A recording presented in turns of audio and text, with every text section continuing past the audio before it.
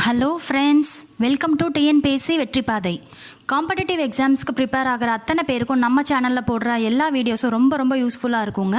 So மறக்காமல் subscribe பண்ணிக்கோங்க. நாம் இன்றைக்கி நம்ம சேனலில் என்ன வீடியோ பார்க்க போகிறோன்னா மகாஜனபதாஸ், மகாஜனபதங்கள்னு தமிழில் சொல்லுவாங்க. ஸோ இந்த மகாஜனபதாஸ்னால் என்ன, எத்தனை வகையான மகாஜனபதாஸ் நம்ம ஏன்ஷியன்ட் இந்தியாவில் இருந்தது அப்படின்றத பற்றி டீட்டெயிலில் நம்ம இந்த வீடியோவில் பார்க்கலாம். வாங்க ஃப்ரெண்ட்ஸ், வீடியோக்குள்ளே போகலாம். ஸோ இந்த மேப்பை பார்த்திங்கன்னா எத்தனை வகையான மகாஜனபதங்கள் நம்ம நார்த் இந்தியாவில் இருந்தாங்க அப்படின்றது தெளிவாக அதனுடைய கேபிட்டல் சிட்டிஸோடு போட்டிருக்காங்க. இதில் ஒன்றே ஒன்று அசாக்கா அப்படிங்கிற மகாஜனபதம் மட்டும்தான் சவுத் இந்தியாவில் கோதாவரி நதிக்கரையோரமாக இருந்தது. முதல்ல நாம் மகாஜனபதாஸ்னால் என்ன அப்படிங்கிறத பார்த்துடலாம். அந்த காலத்தில் மக்கள் தங்களுடைய வாழ்வாதாரத்தை தேடி செழிப்பான இடங்களுக்கோ இல்லை நதிக்கரையோரமாகவும் தங்களுடைய வாழ்க்கையை செட்டில் பண்ணிகிட்டு இருந்தாங்க. அப்படி செட்டிலான இடங்களுக்கு பேர் தான் ஜனபதாஸ், அதாவது ஜனங்கள் தங்களுடைய பாதங்களை பதித்த இடம், அதுதான் ஜனபதாஸ் அப்படிங்கிறது. இந்த ஜனபதாஸ் நாளடைவில் கொஞ்சம் கொஞ்சமாக விரிவடைஞ்சு மிகப்பெரிய சாம்ராஜ்யமாக உருவெடுத்தது. அதை தான் நம்ம மகாஜனபதாஸ் அப்படின்னு சொல்கிறோம். இந்த மகாஜனபதாஸ் மொத்தம் 16 வகையான மகாஜனபதாஸ் அந்த காலத்தில் இருந்திருக்காங்க. ஒவ்வொரு ஜனபதங்களிலும் வாழ்ந்த சத்திரிய மக்களுடைய பெயரை வச்சு தான் இந்த ஜனபதங்களுக்கு பெயர் சூட்டியிருக்காங்க. சுமார் 600 பிசியிலிருந்து 325 பிசி வரையிலான காலகட்டத்தில், அதாவது 6ஆம் நூற்றாண்டில் இந்த மகா ஜனபதங்கள் ஒவ்வொன்றும் மிகப்பெரிய தேசமாக உருவெடுத்தது.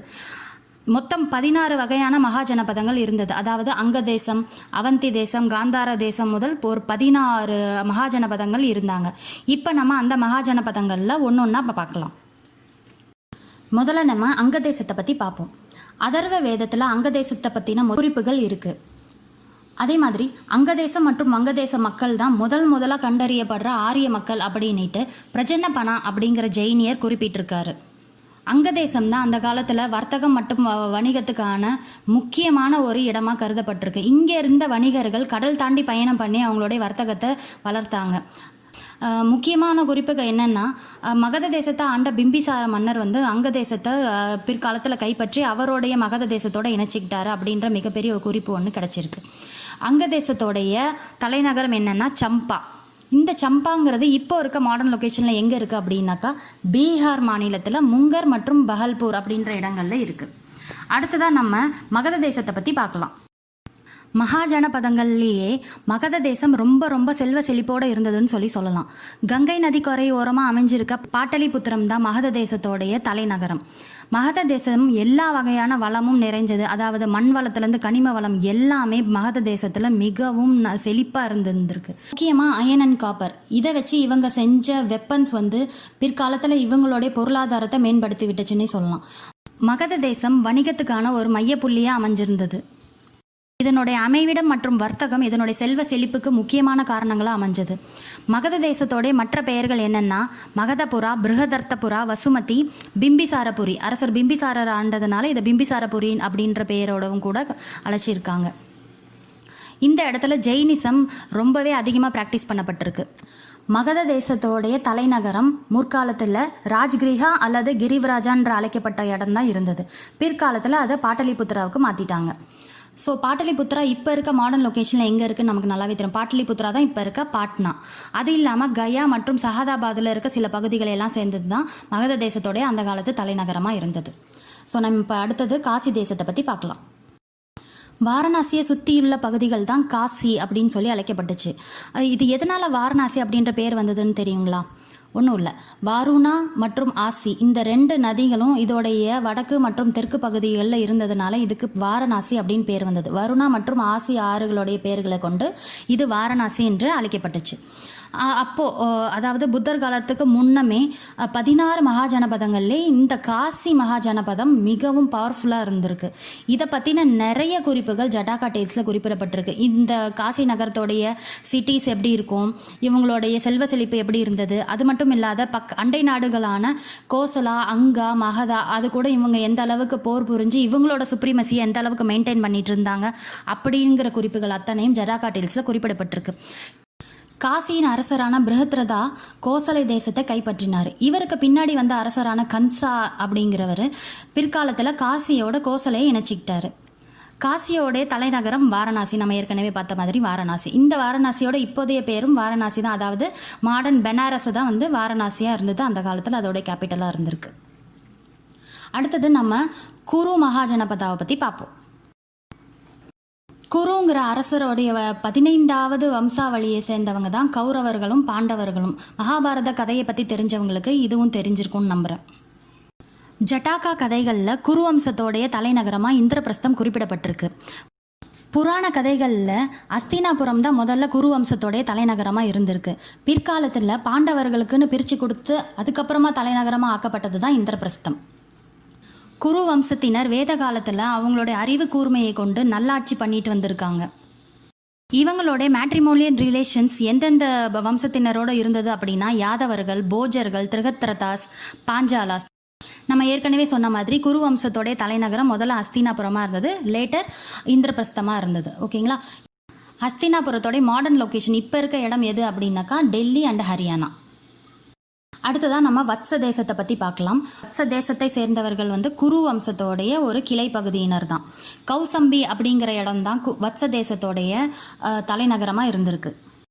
இந்த இடத்துல தான் ரொம்பவே செல்வ செழிப்பான பல வணிகர்கள் வாழ்ந்ததாக குறிப்புகள் இருக்குது. இந்த இடம்தான் வடமேற்கு பகுதியிலிருந்து தெற்கு பகுதிக்கு கூட்ஸ் எடுத்துகிட்டு வரதுக்கான ஒரு என்ட்ரி போர்ட்டாக அமைஞ்சிருந்திருக்கு.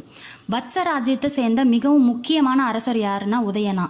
இவர் வந்து ரொம்பவே பவர்ஃபுல்லான அரசராக இருந்திருக்காரு. இவர் அத்தனை போர்க்கலைகளிலும் தேர்ந்தவராக இருந்திருக்காரு.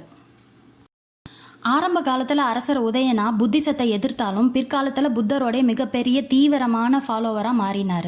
இதனாலேயே வத்ச தேசத்தோடைய மதமானது புத்த மதமானது. வத்ச தேசத்தின் தலைநகரம் கௌசம்பி. இது இப்போ எங்கே இருக்குது அப்படின்னா மிர்சாப்பூர் மற்றும் அலகாபாத்தின் சில பகுதிகள். அடுத்ததான் நம்ம கோசல மகாஜனபதை பற்றி பார்க்கலாம். மகத தேசத்துக்கு வடமேற்கு பகுதியில் அமைஞ்சிருக்கிறது தான் இந்த கோசல தேசம். இதோடைய தலைநகரமானது அயோத்தியா. வடக்கு பகுதியில் இமயமலைகளையும் தெற்கு பகுதியில் கங்கை நதியையும் கொண்டு இதனுடைய அமைவிடம் மிகவும் அழகாக அமைஞ்சிருந்ததா குறிப்புகள் நிறைய இருக்குது. வேதகால தர்மங்களை பின்பற்றின மிகவும் முக்கியமான தேசமாக கோசல தேசம் அறியப்படுது. புராண கதைகளில் கோசல மற்றும் அயோத்தியாவை பற்றி நிறைய குறிப்புகள் இடம்பெற்றிருக்கு. லார்ட் ராமா இங்கே தான் பிறந்து பிற்காலத்தில் அரசரை ஆட்சி புரிஞ்சாருன்னு நிறைய பேருக்கு தெரியும். இந்திய வரலாறுலேயே மிகப்பெரிய ராஜ்யமாகவும் மிகவும் சக்தி வாய்ந்த ராஜ்யமாகவும் இந்த கோசல தேசத்தை குறிப்பிட்டிருக்காங்க. இதனுடைய தலைநகரம் ஸ்ரவஸ்தி. அயோத்தியாவோட இன்னொரு பேர் ஸ்ரவஸ்தின்னு கூட சொல்லுவாங்க. இதனுடைய இப்போதைய லொக்கேஷன் எங்கே இருக்குன்னா கிழக்கு உத்தரப்பிரதேசத்தை சேர்ந்த ஃபசியாபாத், கோண்டா, பஹரைச் போன்ற இடங்களை கவர் பண்ணது தான் இந்த ஸ்ரவஸ்தி. அடுத்ததாக நம்ம சௌரசேனா மகாஜனபதாவை பற்றி பார்க்கலாம். மத்ஸ்ய தேசத்துக்கு கிழக்கு பகுதியிலையும் யமுனை நதிக்கரைக்கு மேற்கு பகுதியிலும் அமைஞ்சிருந்தது தான் இந்த சௌரசேனா மகாஜனபதா. இதனுடைய தலைநகரம் மதுரா. சௌரசேனா அரசர் அவந்தி புத்ரா. இவர் வந்து புத்தருடைய மிகப்பெரிய ஃபாலோவர்னு சொல்லலாம். இவரால் தான் மதுராவில் புத்திசம் மிகப்பெரிய அளவில் வளர்ச்சி பெற்றுச்சு. கௌட்டில்யர் எழுதிய அர்த்த சாஸ்திரால வசுதேவ கிருஷ்ணர் பற்றியும் மதுராவை பற்றியும் நிறைய குறிப்புகள் குறிப்பிடப்பட்டிருக்கு. மெகஸ்தனிஸ் காலத்தில் மதுரா கிருஷ்ண வழிபாட்டுக்கான ஒரு முக்கியமான தலமாகவே இருந்திருக்கு. பிற்காலத்தில் சௌரசேன ராஜ்யம் அதனுடைய இண்டிபெண்டன்ஸை இழந்து மகத தேசத்தோட இணைஞ்சிருச்சு. சௌரசேன ராஜ்யத்தோடைய தலைநகரம் மதுரா. அதனுடைய இப்போ இருக்க லொக்கேஷன் அதே பேர் தான், மதுரா. மதுரான்ற பேர் மாறலை. அடுத்ததாக நம்ம பாஞ்சால தேசத்தை பற்றி பார்க்கலாம். குரு வம்சத்துலேருந்து கிழக்கு பகுதியில் மலைகளுக்கும் கங்கை நதிக்கும் நடுவில் அமைஞ்சது தான் இந்த பாஞ்சால தேசம். பாஞ்சால தேசத்தை ரெண்டாக பிரிக்கிறாங்க, உத்தர பாஞ்சாலம் மற்றும் தக்ஷிண பாஞ்சாலம். உத்தர பாஞ்சாலம்னா வட பாஞ்சாலம், தக்ஷிண பாஞ்சாலம் தெற்கு பாஞ்சாலம் சொல்கிறாங்க. வடக்கு பாஞ்சாலத்தின் தலைநகரம் அதிச்சத்ரா. அதே மாதிரி தெற்கு பாஞ்சாலத்தின் தலைநகரம் காம்பல்யம். ரொம்பவே பிரசித்தி பெற்ற நகரமான கனௌஜ் நகரம் இந்த இடத்துல தான் அமைஞ்சிருக்கு. நம்ம ஏற்கனவே சொன்ன மாதிரி தலைநகரங்களான அதிச்சத்ராவும் காம்பல்யமும் இப்போ எங்கே அமைஞ்சிருக்கு அப்படின்னா உத்தரப்பிரதேசத்தின் மேற்கு பகுதியிலிருந்து யமுனை நதிக்கரையின் கிழக்கு பகுதி வரையில் அமைஞ்சிருக்கு. அடுத்ததாக நம்ம மத்ஸ்ய தேசத்தை பற்றி பார்க்கலாம். குரு தேசத்திலேருந்து தெற்கு பகுதியிலும் யமுனா நதிக்கரையிலிருந்து மேற்கு பகுதியிலும் அமைஞ்சது தான் இந்த மத்ஸ்ய தேசம். மத்ஸ்ய தேசத்தோடைய தலைநகரம் என்னென்னா விராட நகரம். மத்ஸ்ய தேசத்தை ஆட்சி செஞ்ச விராட மன்னருடைய பேரையே இதனுடைய தலைநகருக்கு விராட நகரம் சொல்லி பேர் வச்சிருக்காங்க. மத்ஸ்ய தேசத்தை சேர்ந்தவங்க சூரசேனர்களை சேர்ந்தவங்க தான் அப்படின்னு சொல்லிட்டு பாலி லிட்ரேச்சரில் குறிப்பிடப்பட்டிருக்கு. மத்ஸ்ய தேசம் புத்த காலத்தில் அந்த அளவுக்கு ஒன்றும் பொலிட்டிக்கல் இம்பார்ட்டன்ஸ் இல்லாமல் இருந்திருக்கு. சில குறிப்புகள் என்ன சொல்லுதுன்னா, சுஜாதா அப்படிங்கிற மன்னர் சேடி தேசத்தையும் மத்ஸ்ய தேசத்தையும் சேர்ந்தே ஆட்சி பண்ணியிருக்காரு அப்படின்னு சொல்லி குறிப்புகள் சொல்லுது. இதுலேருந்து நமக்கு என்ன தெரியுதுன்னா, ஒரு காலத்தில் சேடியோடைய ராஜ்யத்தில் சேர்ந்தது தான் இந்த மத்ஸ்ய தேசம். மத்ஸ்ய தேசத்தோடைய தலைநகரம் விராட நகரம் நம்ம இப்போ தான் பார்த்தோம். விராட நகரம் இப்போ இருக்க லொக்கேஷனில் எங்கே இருக்குது அப்படின்னாக்கா, ராஜஸ்தானை சேர்ந்த ஜெய்ப்பூர், ஆழ்வார், பரத்பூர் முதலான இடங்களை கவர் பண்ணி இருந்திருக்கு. அடுத்ததாக நம்ம சேடி தேசத்தை பற்றி பார்க்கலாம். குரு தேசத்துக்கும் வத்ச தேசத்துக்கும் மத்தியில் அமைஞ்சது தான் இந்த சேடி தேசம். சுக்திமதி அப்படிங்கிற இடம் தான் இதனுடைய தலைநகரமாக இருந்தது. இதை பற்றி மகாபாரதத்திலையும் குறிப்பிடப்பட்டிருக்கு. ரிக்வேதத்தில் சேடி தேசத்தை பற்றி என்ன சொல்லியிருக்காங்கன்னா, இங்கே இருந்த மக்களும் அதனுடைய அரசரான கஷு சைடியா அப்படிங்கிறவரும் தான் நம்மளுடைய வரலாற்றிலே மிகவும் பழமையான மக்கள் அப்படின்னு சொல்லி குறிப்பிடப்பட்டிருக்கு. இதனுடைய தலைநகரம் சொத்திவத்தின்னு கூப்பிடுவாங்க. அதாவது இந்த சுக்திமதி அப்படிங்கிறத சொத்திவத்தி அல்லது பந்தா அப்படின்னு கூப்பிட்டுருக்காங்க. இதனுடைய இப்போதைய லொக்கேஷன் எங்கே இருக்குன்னா, பந்தன்கண்ட் ரீஜியனில் இருக்குது. அடுத்ததாக நம்ம அவந்தி மகாஜனபதாவை பற்றி பார்க்கலாம். மேற்கிந்திய பகுதிகளில் இருந்த முக்கியமான 4 தேசங்கள், அதாவது கோசலா, வத்சா மற்றும் மகதா, இதில் ஒன்று தான் இந்த அவந்தி. அவந்தி தேசத்துக்கு இடையில் ரிவர் நர்மதா இருந்ததுனால அவந்தி தேசத்தை நார்த் அவந்தி, சவுத் அவந்தின்னு சொல்லிட்டு 2ஆக பிரிக்கிறாங்க. தெற்கு அவந்தி பகுதிக்கான தலைநகரமாக மகிஷ்மதி கருதப்பட்டுச்சு. அதே மாதிரி வட அவந்தியோடைய தலைநகரம் உஜ்ஜயினி.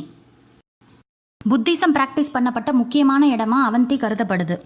அது மட்டும் இல்லாமல் மகத தேசத்தோடைய அரசர் சிசுநாகா அவர் அவந்தி தேசத்தோடைய அரசரான நந்திவர்தனாவை போரில் வென்றதுக்கு பிறகு அவந்தி தேசத்தை மகத தேசத்தோட இணைச்சிட்டாங்க. நான் ஏற்கனவே சொன்ன மாதிரி அவந்தி தேசத்தோடைய 2 தலைநகரங்கள் என்னென்னா உஜ்ஜயினி மற்றும் மகிஷ்மதி. இது நம்ம மாடர்ன் லொக்கேஷனில் எங்கே இருக்குது அப்படின்னாக்கா, மத்திய பிரதேசம் மற்றும் மேற்கு பகுதிகளான மால்வாவில் இருக்குது. அடுத்ததாக நம்ம காந்தார மகாஜனபதாவை பற்றி பார்க்கலாம். குரு வம்சத்தினரான கௌரவர்களோடு இணைஞ்சு பாண்டவர்களை எதிர்த்து போர் புரிஞ்சதில் காந்தாரம் மிகப்பெரிய பங்கு வகிச்சது. காந்தாரத்தை சேர்ந்த மக்கள் போர்க்கலைகளில் ரொம்பவே தேர்ச்சி பெற்றிருந்தாங்க. கலியுகத்தோட முடிவில் பிரமிதி அப்படின்ற அரசரால் பிற்காலத்தில் காந்தாரம் முற்றிலுமாக அழிக்கப்பட்டுச்சு அப்படின்னு சொல்லிட்டு வாயு புராணத்தில் குறிப்பிடப்பட்டிருக்கு. காந்தாரத்தில் இருக்கிற டக்ஷஷீலா யூனிவர்சிட்டி தான் ஏன்ஷியன் டைம்ஸில் இருந்ததுலேயே ரொம்ப ரொம்ப முக்கியமான லேர்னிங் சென்டராக பார்க்கப்பட்டுச்சு. உலகத்தில் இருக்க பல்வேறு இடங்கள்ல இருந்து ஸ்காலர்ஸ் இங்கே அவங்களோட ஹையர் எஜுகேஷனை படித்தாங்க. காந்தாரத்தோட அமைவிடம் எங்கே இருக்குன்னா உத்தரப்பிரதா. இந்த இடத்துல தான் சர்வதேச வர்த்தகம் நடைபெற்றதுக்கான குறிப்புகள் இருக்குது. காந்தாரத்தோடைய தலைநகரம் தக்ஷஷீலா, ஏற்கனவே சொன்ன மாதிரி. இந்த தக்ஷஷீலா இப்போ இருக்கிற மாடர்ன் லொக்கேஷனில் எங்கே இருக்குது அப்படின்னா, ஆப்கானிஸ்தானோட கிழக்கு பகுதிகள் மற்றும் பாகிஸ்தானோடைய மேற்கு பகுதிகளில் இருக்குது. அடுத்ததாக நாம் கம்போஜ தேசத்தை பற்றி பார்க்கலாம். கம்போஜ தேசம் இந்துகுஷ் மலைப்பகுதிக்கு 2 புறமும் சேர்ந்து அமைஞ்சிருக்கு. அரசர்களான சந்திரகுப்தர் மற்றும் கௌட்டில்யருடைய தலையெடுப்புக்கு முன்காலத்து வரைக்கும் கம்போஜர்களாகட்டும் காந்தாரர்களாகட்டும் மகத தேசத்தோட எந்த ஒரு போருக்கும் போகலை. கம்போஜ தேசமும் காந்தார தேசமும் செல்வ செழிப்போடு இருந்ததுக்கான ஆதாரங்கள் இருக்குது. சைரஸ் அப்படிங்கிற மன்னர் கம்போஜத்தில் இருக்க மிகவும் முக்கியமான நகரமான கபீசி அப்படிங்கிற இடத்த முழுமையாக அழிச்சிட்டதா குறிப்புகள் இருக்குது. கம்போஜ தேசத்தோடைய தலைநகரம் பூஞ்சா. இந்த பூஞ்சா அப்படிங்கிற இடம் இப்போ எங்கே இருக்குது அப்படின்னாக்கா, காஷ்மீர் பகுதியும் மற்றும் இந்துகுஷ் மலைப்பகுதிகளையும் கவர் பண்ணி இருக்குது. அடுத்ததாக நாம் அஸ்மகா மகாஜனபதாவை பற்றி பார்க்கலாம். தெற்கு இந்தியாவில் அமைஞ்சிருக்க ஒரே மகாஜனபதா இந்த அஸ்மகா ஜனபதா அப்படின்னு சொல்லலாம். அதாவது தெற்கு இந்தியாவை அந்த காலத்தில் தக்ஷிணபதா அப்படின்னு சொல்லியிருந்திருக்காங்க. புத்தர் காலத்தில் கோதாவரி நதிக்கரையோரமாக இந்த அஸ்மகாஸ் அவங்களோடைய செட்டில்மெண்ட்ஸோடு இருந்திருக்காங்க. இதனுடைய தலைநகரமாக கருதப்படுற பொட்டாலி அப்படிங்கிற சிட்டி இப்போ மகாராஷ்டிராவில் இருக்குது. அதாவது தலைநகரம் பொட்டாலியை பொட்டானா அப்படின்னு சொல்லியிருக்காங்க. இதனுடைய மாடர்ன் லொக்கேஷன் எங்கே இருக்குன்னா, ரிவர் நர்மதா மற்றும் கோதாவரி இதற்கு இடையில் இருக்க பகுதிகளில் தான் இந்த பொட்டானா அப்படிங்கிற இடம் இருந்திருக்கு. அடுத்ததாக நம்ம வஜ்ஜி மகாஜனபதாவை பற்றி பார்க்கலாம். இதை நாம் வஜ்ஜி அல்லது விருஜ்ஜி அப்படின்னு சொல்லலாம். வடக்கு பீகாரை சேர்ந்த மிதிலை நகரத்தை இவங்க ஆட்சி பண்ணி வந்திருக்காங்க. இவங்களோட தலைநகரம் வைஷாலி. ஏன் இந்த மகாஜனபதத்துக்கு வஜ்ஜி அப்படின்னு பேர் வந்துச்சு அப்படின்னாக்கா, இங்கே ஆட்சி பண்ண மன்னருடைய பேர் விரிட்ஜ் அப்படின்ற அந்த பேரை கொண்டு தான் இந்த மகாஜனபதத்துக்கு இந்த ஒரு பேர் வந்தது. ஏற்கனவே சொன்ன மாதிரி இதனுடைய தலைநகரம் வைஷாலி. இது இப்போ எங்கே இருக்குது அப்படின்னாக்கா, பீகாரை சேர்ந்த கங்கை நதிக்கு வடக்கு பகுதியில் இருக்குது. அடுத்ததாக நம்ம மல்ல தேசத்தை பற்றி பார்க்கலாம். தெற்கு ஆசியாவிலே ரொம்ப பவர்ஃபுல்லான தேசமாக மல்ல தேசம் கருதப்பட்டுச்சு. கிழக்கு இந்திய படையெடுப்பின் போது பாண்டவர்களுள் ஒருவரான பீமசேனர் அவர்கள் மல்ல தேசத்தை கைப்பற்றினதாக மகாபாரதத்தில் குறிப்பிட்டிருக்காங்க.